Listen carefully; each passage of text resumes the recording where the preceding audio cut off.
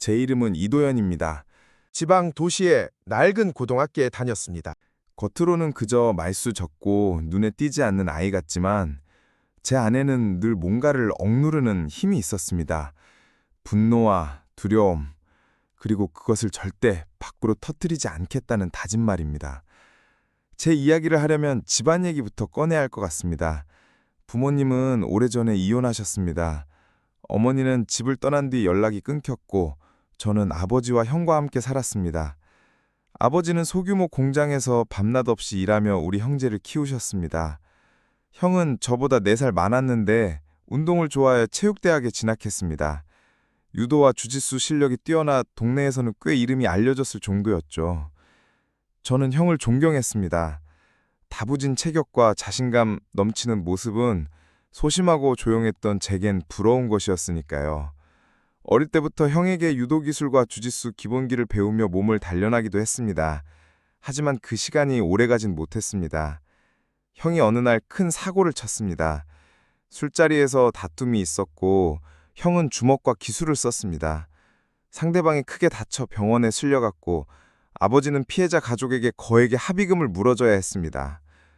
그날 이후 집안은 휘청이었습니다. 아버지는 더 많은 일을 하러 다니셨고 얼굴에는 늘 피건이 묻어 있었습니다. 저는 그 모습을 보며 마음속으로 다짐했습니다. 다시는 주먹으로 문제를 해결하지 않겠다. 아무리 억울하고 화가 나도 그 길은 결국 우릴 더 깊은 구렁텅이로 몰아넣을 뿐이라 한 걸 형을 통해 배웠으니까요. 형은 결국 군대에 갔습니다. 남은 건 늘 어깨가 무거운 아버지와 저였습니다. 저는 공부를 붙잡으며 버텼습니다. 특히 영어는 제게 유일한 숨통 같은 존재였습니다. 단어 하나를 외울 때마다, 문장을 해석할 때마다 세상이 조금 더 넓어지는 느낌이 들었거든요. 하지만 학교는 저에게 지옥 같았습니다. 반에는 문제아무리가 있었습니다. 교사들 사이에서도 악명이 자자한 아이들이었죠. 복도에서 담배 냄새를 풍기고 수업 시간에 교사를 노골적으로 조롱하며 힘없는 학생들을 괴롭히는 데서 재미를 찾는 아이들. 그리고 그들이 특히 표적으로 삼은 게 바로 저였습니다. 처음엔 왜 나를 괴롭히는지 이해하지 못했습니다. 하지만 시간이 지나면서 알게 됐습니다. 그들에게 저는 맞서 싸우지 않을 놈이었으니까요. 노트에 적은 글씨가 바닥에 흩어져도 신발이 사라져도 저는 대꾸하지 않았습니다. 주먹을 쥐고 싶은 순간이 수없이 많았지만 형의 사건이 제 머릿속을 떠나지 않았습니다. 선을 넘지만 않으면 그냥 참자. 그것이 제 생존 방식이었습니다. 그러던 어느 날 새로운 영어 교사가 우리 반에 부임했습니다. 정혜린, 26살의 젊은 선생님이었습니다. 교실 문을 열고 들어서는 순간부터 공기가 달라졌습니다. 단정한 차림새, 또렷한 목소리, 흔들림 없는 눈빛. 문제와 무리조차 순간 멈칫할 정도였으니까요. 하지만 그 단호한 외면 뒤엔 묘하게 따뜻한 기운이 숨겨 있었습니다. 며칠 뒤 쉬는 시간에 문제의 무리가 제 가방을 창밖으로 던져버리는 사건이 벌어졌습니다. 저는 늘 그래왔듯이 멍하니 서 있었습니다. 주워오면 되는 일이니까요. 하지만 이번엔 달랐습니다. 정혜린 선생님이 그 장면을 보고 계셨던 겁니다. 다른 교사들이라면 저를 불러세워 야, 너 왜 가만히 있냐? 맞서야지! 라며 꾸짖었을 겁니다. 하지만 혜린 선생님은 조용히 제 이름을 부르고 교무실도 아닌 상담실로 저를 데려가셨습니다. 작은 종이컵에 따뜻한 차를 건네며 말했습니다. 도연아, 괜찮니? 그 한마디가 제 안을 무너뜨렸습니다. 아무도 제게 그렇게 물어봐 준 적이 없으니까요. 저는 애써 웃으며 괜찮아요 하고 했지만 선생님은 제 눈을 오래 바라보며 기다렸습니다. 결국 저는 조심스레 제 이야기를 꺼냈습니다. 집안 사정, 아버지의 고단한 삶, 형의 사고, 그리고 주먹을 쓰지 않겠다고 다짐한 제 결심까지 말입니다. 선생님은 한마디도 끼어들지 않고 다 들어주셨습니다. 때때로 고개를 끄덕이며 가볍게 어깨를 두드려 주시기도 했습니다.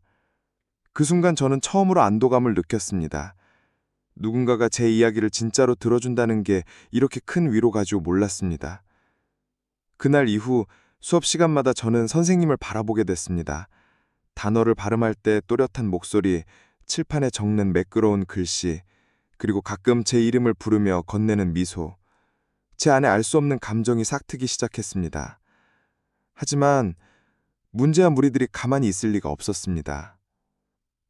그렇지만 문제아 무리들이 가만히 있을 리가 없었습니다. 그들은 제가 선생님과 조금씩 가까워지는 걸 눈치챈 것 같고 그때부터는 대놓고 수업 시간마다 혜린 선생님을 희롱했습니다. 야, 쌤 오늘 치마 진짜 짧다. 쌤 화장 안 했네. 근데도 이쁘네. 나랑 한 번만 밥 먹자. 수업을 망치며 떠드는 소리가 교실 안에 울렸습니다. 저는 참다 못해 조용히 하라고 말했습니다. 얘들아, 좀 조용했으면 좋겠어. 공부하러 왔으면 공부나 해. 그 말이 끝나자마자 교실 뒤쪽에서 웃음소리가 터졌습니다. 뭐야, 이 책벌레 새끼가 뭐라고 하네. 야, 도연아, 네가 뭔데 우리한테 훈소야. 혹시 선생이랑 썸 탄자? 놈들은 일부러 의자를 끌며 제 쪽으로 다가왔습니다. 어깨를 툭 치며 제자리에 서서 내려다보았습니다. 야, 네가 감히 우리한테 반항해? 한 대 맞아볼래? 선생 앞에서만 꼬리치는 거지. 맞지? 저는 아무 말도 하지 않았습니다. 말로는 이길 수 없다는 걸 잘 알았으니까요. 대신 입술을 꽉 깨물고 시선을 피했습니다. 하지만 그 순간마다 형의 얼굴이 떠올랐습니다. 주먹은 안 돼. 아버지를 힘들게 할 순 없어. 마음속에서 수없이 외침에 스스로를 붙잡았습니다. 그러나 그놈들은 멈추지 않았습니다. 쉬는 시간마다 제 책을 찢어버리고 제 가방에 쓰레기를 쑤셔 넣었습니다. 교실을 나서려 하면 발을 걸어 넘어뜨리곤 했습니다. 제가 그럴 때마다 가만히 있으니까 더 키고 만장해졌습니다. 결정적인 건 어느 날 보호였습니다. 종라가 끝나고 집에 가려는데 놈들이 제 앞을 막아섰습니다. 야, 이도현, 잠깐 좀 가자. 뭔데? 몽긴 뭐야, 그냥 형들이랑 얘기 좀 하자니까. 놈들이 넷이 둘러싸고는 억지로 제 팔을 끌었습니다. 어딜 끌고 가는데 쓸데없는 소리 하지 말고 따라와. 저는 속으로 심장이 쿵쾅거렸습니다. 하지만 어쩔 수 없었습니다. 놈들은 저를 계단 끝까지 몰고 올라갔습니다. 결국 하트 옥상에 도착했습니다. 문을 벌컥 열고 밀치듯이 안으로 들어가자 삭막한 바람이 얼굴을 스쳤습니다. 옥상 난간에 기대어 있던 또 다른 아이가 비웃듯 말했습니다. 드디어 왔네, 책벌레 새끼. 놈들은 옥상에 원을 그리며 저를 둘러싸고 비웃었습니다. 야, 도연아, 솔직히 말해봐라. 네 맨날 쌤 옆에 앉아서 뭐 보냐? 치마자랑 밑에 눈 굴리고 있는 거 다 안다. 다른 놈이 손으로 허공에 단추 풀리는 신용을 하며 웃었습니다. 야, 진짜 죽이더라. 네가 바로 앞에 앉아 있었으니까 제대로 다 봤겠네. 부럽다, 이 새끼야. 놈들은 서로 팔꿈치로 치며 낄낄거렸습니다. 쌤이 네 이름 부를 때 있잖아.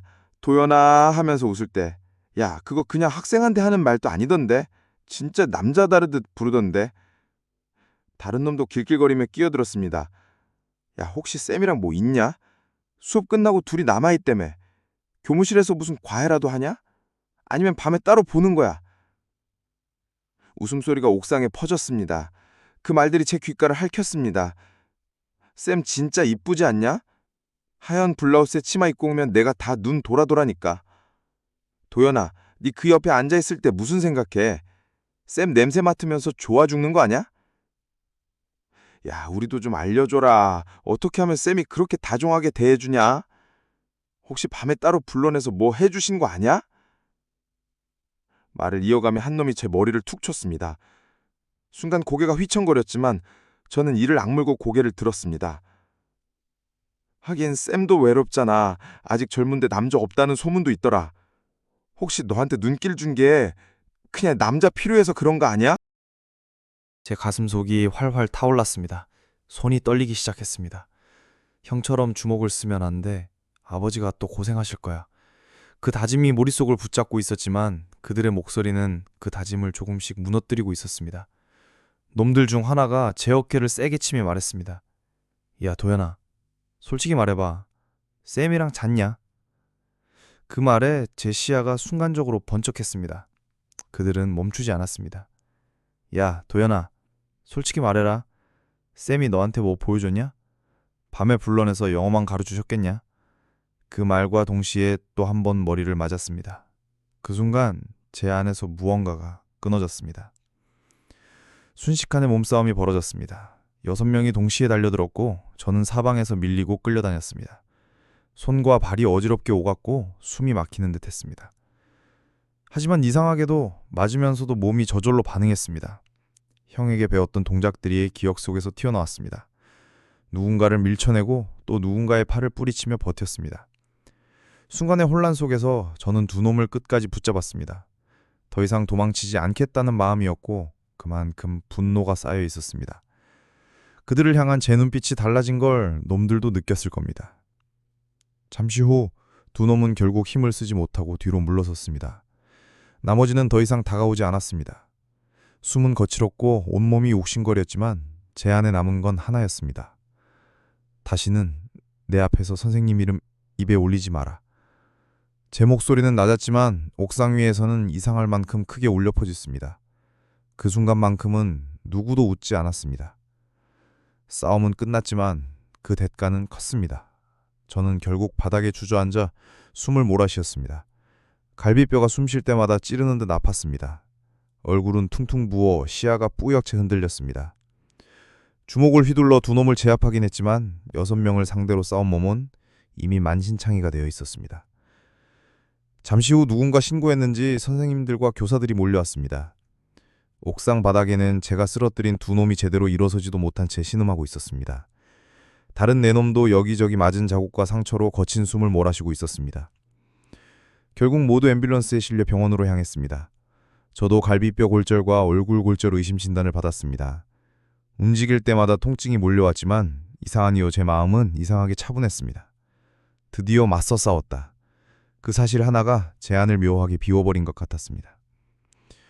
다음날 병원으로 아버지가 달려오셨습니다. 아버지 얼굴은 이미 세상 걱정이 다 얹은 듯 굳어 있었습니다.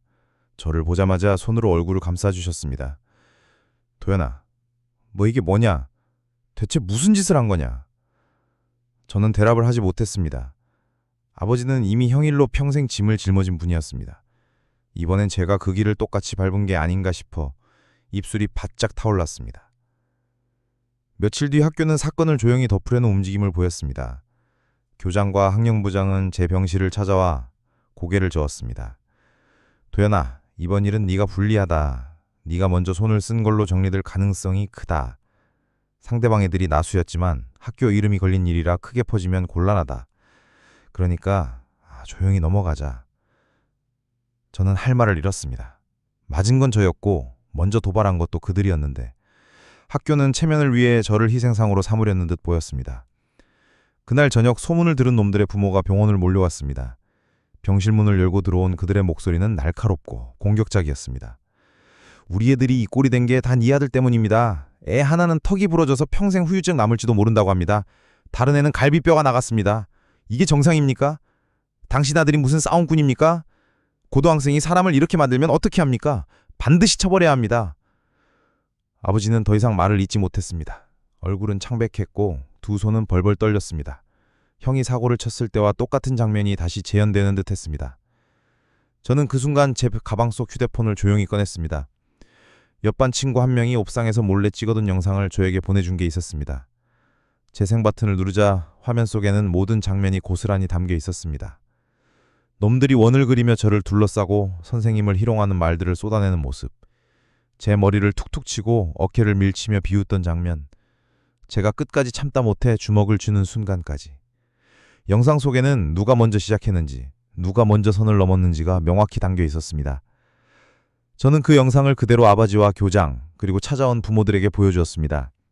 순간 병실 안 공기가 얼어붙었습니다. 놈들의 부모들은 얼굴이 새빨개졌습니다. 이건 편집된 거다! 믿을 수 없다! 그들이 더 큰 소리를 치려는 순간 교장이 목소리를 높였습니다. 지금 장난합니까? 내가 똑똑히 봤습니다. 학생이 먼저 도박당했고 집단으로 몰려가 희롱하고 폭행한 게 사실 아닙니까? 더 이상 거짓말하지 마십시오. 며칠 뒤 정혜린 선생님도 병실을 찾아오셨습니다. 평소의 단호한 눈빛은 사라지고 그 자리에 분노와 안타까움이 자리 잡고 있었습니다. 도연아, 내가 미안하다. 내가 그날 수업에서 더 강하게 제지했어야 했는데 결국 이런 일이 벌어지고 말았다. 선생님의 목소리는 떨리고 있었습니다. 저는 고개를 저으며 힘겹게 웃었습니다. 선생님, 잘못 아닙니다. 그놈들이 선을 너무 넘었어요. 결국 제가 터뜨린 거니까요. 하지만 선생님은 쉽게 받아들이지 않았습니다. 그래도 내가 더 지켜봤어야 했어. 너 같은 애가 왜 그렇게 참아야 하는지도 내가 알아봤어야 했는데. 그날 이후 혜린 선생님은 교무실에서 교장에게 강하게 항의했습니다. 이걸 도연이 잘못으로 돌리면 안 됩니다. 그 학생들이 얼마나 심각하게 도발했는지 영상에 다 나와 있습니다. 이 사건을 은폐하려는 건 오히려 학교의 명예를 더 실추시키는 일입니다. 교장은 처음엔 체면을 걱정하며 조용히 덮자는 입장이었지만 결국 교사들의 분노와 영상 증거 앞에서 더 이상 물러설 수 없었습니다. 저는 병상에 누워 있었습니다. 갈비뼈는 여전히 욱신거렸고 얼굴은 붓기가 가시지 않았습니다. 하지만 마음만은 오히려 더 단단해졌습니다. 처음으로 저는 도망치지 않고 끝까지 맞섰습니다. 그리고 이제 제 편이 있다는 걸 알게 되었습니다. 아버지는 제 손을 꼭 잡고 말했습니다. 도연아, 아버지가 너 잘못했다고만 생각했는데 영상을 보니까 네가 얼마나 참았는지 알겠다. 아버지가 지켜줄게. 두려워하지 마라. 그 말에 저는 처음으로 안도감을 느꼈습니다. 학교는 결국 사건을 덮을 수 없었습니다. 그들의 부모도 더 이상 큰 소리를 칠 수 없었습니다. 영상은 모든 걸 보여주고 있었고 교사들과 교장마저 분노하며 제 편에 섰기 때문입니다. 이 일은 저에게 하나의 전환점이 되었습니다. 더 이상 저는 참기만 하는 학생이 아니었습니다. 그리고 정혜린 선생님도 그날 이후 저를 단순한 제자가 아닌 끝까지 지켜야 할 존재로 바라보게 된 것 같았습니다. 병실에서 며칠을 보내는 동안 정혜린 선생님은 거의 매일 찾아오셨습니다. 다른 학생들이라면 선생님이 이렇게까지 신경 쓰지 않았을 겁니다. 하지만 제 경우에는 달랐습니다. 선생님은 늘 제 옆에 앉아 괜찮니? 하고 묻고 교과서를 펼쳐 영어 문장을 읽어주셨습니다. 여기 봐, 도원아. 이 문장은 관계대명사가 생략된 거야. 네가 좋아하던 구문이잖아. 선생님의 목소리는 낮고 차분했습니다. 병실 창밖으로 비치는 햇빛이 선생님의 얼굴을 비쳤습니다. 똑같은 설명인데도 제 가슴은 괜히 두근거렸습니다. 형광등 불빛 아래 교실에서 보던 모습과 달리 하얀 가디건을 걸친 선생님의 모습은 더 따뜻해 보였습니다. 처음엔 단순히 존경심이었습니다. 나를 이해해주고 지켜주는 사람. 하지만 시간이 지날수록 그 감정은 다른 무언가로 변해갔습니다. 선생님의 웃음, 목소리, 눈빛 하나하나에 제 마음이 흔들렸습니다. 이건 존경이 아니다. 나는 선생님을 좋아하게 된 거다. 그 사실을 깨달은 순간 저는 병실 침대 위에서 혼자 몸을 뒤척였습니다. 좌절은 오히려 제게 다른 힘을 주었습니다. 선생님을 향한 감정을 어떻게 할 수 없으니 저는 공부로 도망쳤습니다. 교과서를 붙잡고 단어장을 외우며 문제집을 풀며 제 마음을 달랬습니다. 이도연 요즘 공부 열심히 한다더라.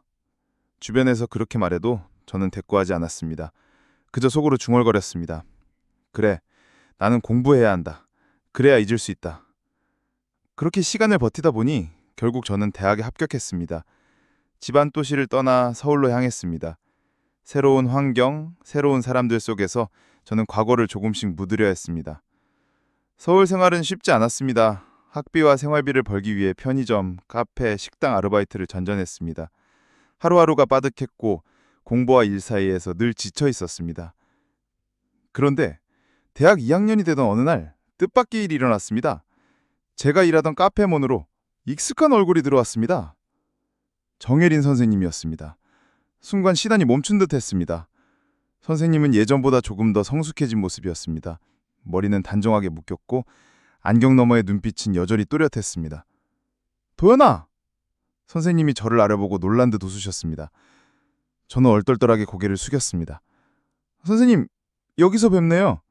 어머, 진짜 오랜만이다. 서울에 있는 줄 몰랐어. 지금 대학 다니지? 네, 이제 2학년이에요. 대화는 자연스럽게 이어졌습니다.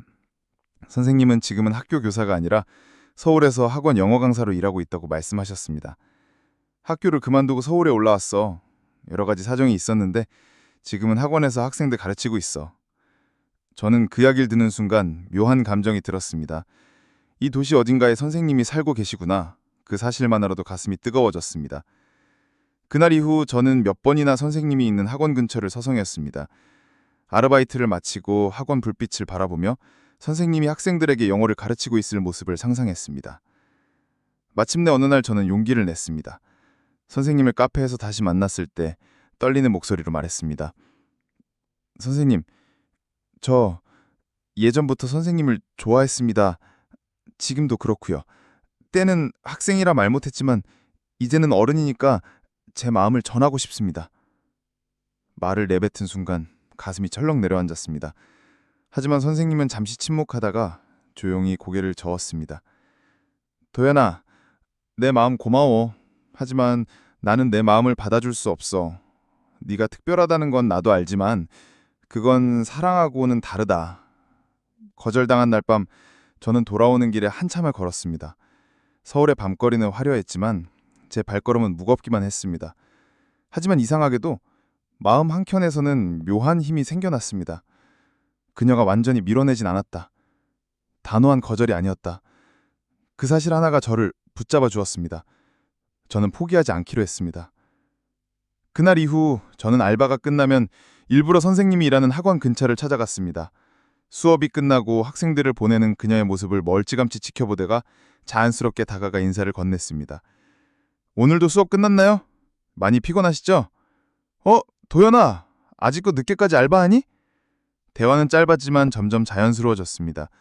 며칠 뒤에는 제가 따뜻한 커피 한 잔을 들고 기다리기도 했습니다. 그녀가 놀란 듯 얼굴을 말했습니다. 이런 거 안 사와도 되는데? 저도 마시는 거예요. 선생님도 같이 드세요. 그녀는 억지로 거절하지 않았습니다. 종종 미소를 지으며 컵을 받아들였습니다. 그런 작은 반응들이 저에게는 커다란 힘이 되었습니다. 어느 날은 집까지 바래다 주기도 했습니다. 처음엔 사양했지만 막차가 끊긴 늦은 시간이었기에 결국 허락했습니다. 좁은 골목길을 함께 걸으며 이런저런 이야기 나눴습니다. 학창시절 얘기, 제가 대학에 들어와 느낀 어려움, 그녀가 교직을 그만둔 이유. 학교라는 울타리 안에서는 한계가 많았어. 나는 그냥 영어를 제대로 가르치고 싶었는데 행정이나 규율이 더 앞서더라고. 그래서 학원으로 오신 거군요. 여기선 더 자유롭게 가르칠 수 있어. 물론 여전히 힘들지만. 그녀는 힘없이 웃었지만 저는 그 웃음에서 진심을 느낄 수 있었습니다. 저는 조금씩 더 다가갔습니다.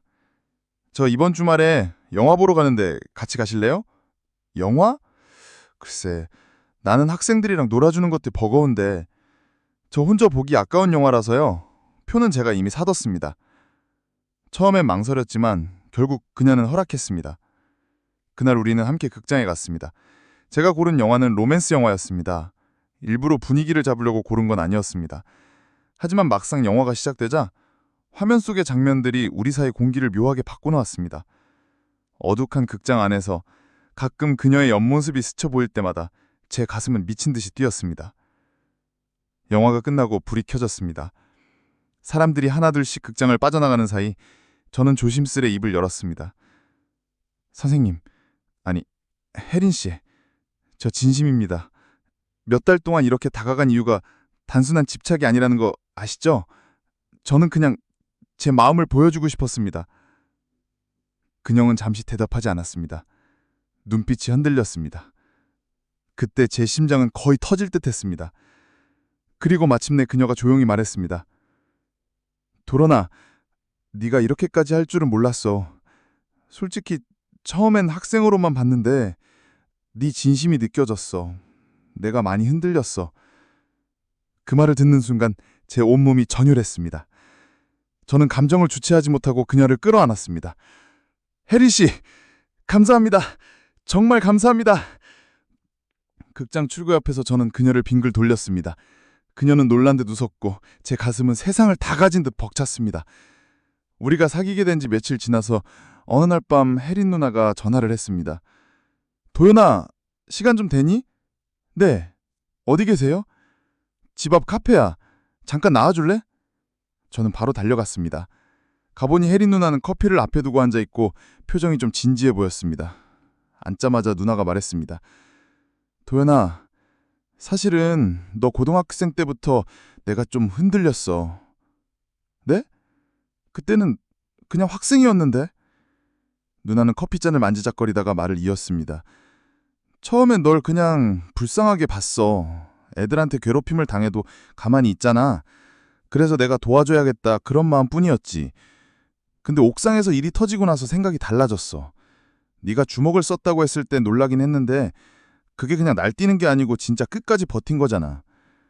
그리고 제일 결정적인 건 휴대폰으로 증거를 준비해 둔 거. 그걸 보고 느꼈어. 얘는 그냥 주먹질만 하는 애가 아니라 머리도 쓰는 애구나. 그게 멋있어 보였어. 저는 숨이 막히는 것 같았습니다. 제 속마음을 들킨 것도 아닌데 그 말을 듣는 순간 가슴이 뜨거워졌습니다. 며칠 후 결국 우리는 처음으로 키스를 했습니다. 조심스레 이 분이 닿았는데 그 순간이 아직도 생생합니다. 그 다음 며칠 후에는 결국 서로 마음을 다 열었고 처음 경험까지 했습니다.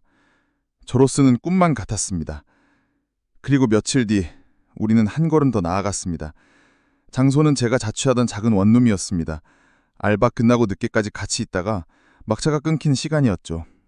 누나가 돌아가기 힘들어 잠시 쉬었다 가겠다고 해서 들어왔는데 좁은 방 안에서 마주 앉아 있다 보니 괜히 공기가 묘해졌습니다. 처음엔 서로 어색하게 웃기만 했습니다. 하지만 며칠 전 나눴던 그 키스 이후로 이미 마음의 벽은 많이 허물어진 상태였습니다. 그리고 그날 저희는 결국 서로의 마음을 다 열었습니다. 제가 떨리는 목소리로 속삭였습니다. 선생님, 이거 꿈 같아요. 그러자 그녀가 제 입술을 가볍게 막으며 말했습니다. 도연아, 지금은 그렇게 부르지 마. 지금 분위기에 선생님이라고 하면 이상해. 그냥 누나라고 해. 저는 잠시 머뭇거리다 고개를 끄덕였습니다. 네, 누나. 그녀는 제 손을 꼭 잡으며 웃었습니다. 그래, 그게 더 좋아. 지금은 우리 둘만 있잖아.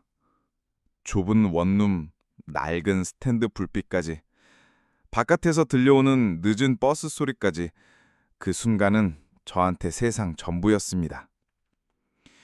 우리가 연인이 되고 난 후 처음 몇 달은 세상이 전부 제 편인 것 같았습니다. 수업 끝나고 학원 앞에서 같이 걷고 주말에는 작은 영화관에 가거나 동네 식당에서 밥을 먹는 평범한 연애였습니다. 저는 그 모든 게 기적처럼 느껴졌습니다. 하지만 시간이 지나면서 주변의 시선이 조금씩 다가왔습니다. 같은 대학 친구들한테도 차마 말 못했습니다. 너 여자친구 있어? 하고 물어도 그냥 웃고 넘겼습니다. 왜냐면 혜린 누나를 말하는 순간 사람들이 뭐라고 할지 너무 뻔했으니까요. 누나는 더 조심스러웠습니다. 학원 제자들 사이에서도 티를 내지 않았고 저와 있을 때도 늘 경계했습니다. 그래도 저희 둘만 있는 시간에는 분명 연인이었습니다. 제가 24살이 되던 해 결국 군대를 가야 했습니다. 입대 전날 누나는 제 손을 꼭 잡고 말했습니다. 도연아, 나 기다릴게. 걱정하지 마. 네가 없는 동안 나도 내 자리에서 열심히 살 거야. 그 말이 그렇게 크게 와닿질 몰랐습니다. 사실 저는 속으로 2해 동안 변하면 어떡하지 하는 불안이 있었습니다. 하지만 막상 군 생활이 시작되고 누나가 꾸준히 편지를 보내주고 시간이 될 때마다 면회를 와주면서 그 불안은 사라졌습니다. 눈이 오던 겨울 면회날이 기억납니다. 누나는 두 손이 발갛게 얼어붙은 채 과자를 들고 서 있었습니다. 도연아, 추운데 고생 많지. 나 왔어. 그 짧은 말 한마디에 눈물이 핑 돌았습니다. 그때 저는 확신했습니다. 이 사람은 내 곁을 떠나지 않겠구나. 제대 후 저는 다시 대학으로 돌아갔습니다. 누나는 여전히 학원에서 영어를 가르치고 있었고 우리는 다시 연애를 이어갔습니다. 하지만 이번엔 현실적인 벽이 다가왔습니다. 형은 솔직했습니다. 도연아, 네가 지금 얼마나 힘든지 알지? 근데 나이 차이도 있고 그녀가 너 기다려준 건 고맙지만 앞으로가 더 힘들 거다. 아버지도 걱정을 숨기지 않았습니다. 내가 널 말릴 권리는 없지. 하지만 네가 아직 젊고 사회 시작도 안 했는데 책임질 수 있겠니? 저는 대답을 못했습니다. 하지만 마음은 흔들리지 않았습니다. 저는 이미 군대에서 그리고 그 전부터 수없이 다짐했습니다. 이 사람 놓치면 평생 후회할 거다. 우리는 많은 대화를 했습니다. 도연아, 나 때문에 네가 손해보는 건 아닌지 늘 불안해. 아니에요, 누나. 오히려 제가 누나 덕분에 여기까지 온 거예요. 고등학생 때부터, 아니, 더 전부터 누나가 없으면 저는 아마 제대로 못 살았을 거예요. 서로를 안심시키는 말들이 오갔습니다. 때로는 다투기도 했습니다. 나이 차이, 돈 문제, 주변 시선. 하지만 다투고 나면 결국 다시 마주 앉아 얘기했고 그 과정이 우리를 더 단단하게 만들었습니다. 결국 졸업을 앞두고는 어느 날 저는 용기를 냈습니다. 비싼 레스토랑도 아니고 반지도 준비하지 못했지만 그냥 누나 앞에 무릎을 꿇었습니다. 혜린 누나, 저랑 결혼해 주세요. 앞으로 평생 제가 누나 지켜드릴게요. 누나는 처음엔 웃으며 이게 뭐야 했습니다. 하지만 곧 눈물이 맺히더니 고개를 끄덕였습니다. 그래, 도연아. 내 진심 알지? 나도 너 놓지 않을 거야. 같이 살자. 그 순간 저는 세상을 다 가진 것 같았습니다. 결혼식은 소박했습니다. 많은 사람들의 축복을 받지 못했지만 저희 둘에겐 충분했습니다. 형과 아버지는 처음엔 반대했지만 결국 결혼식장에 와서 제 손을 꼭 잡아주셨습니다. 특히 아버지는 눈물이 그렁그렁한 눈으로 말씀하셨습니다. 도연아, 이제 네가 가장이구나. 잘 살아라. 지금 우리는 부부가 되었습니다. 가끔은 힘들 때도 있고 여전히 남들의 시선을 의식할 때도 있지만 저는 후회하지 않습니다.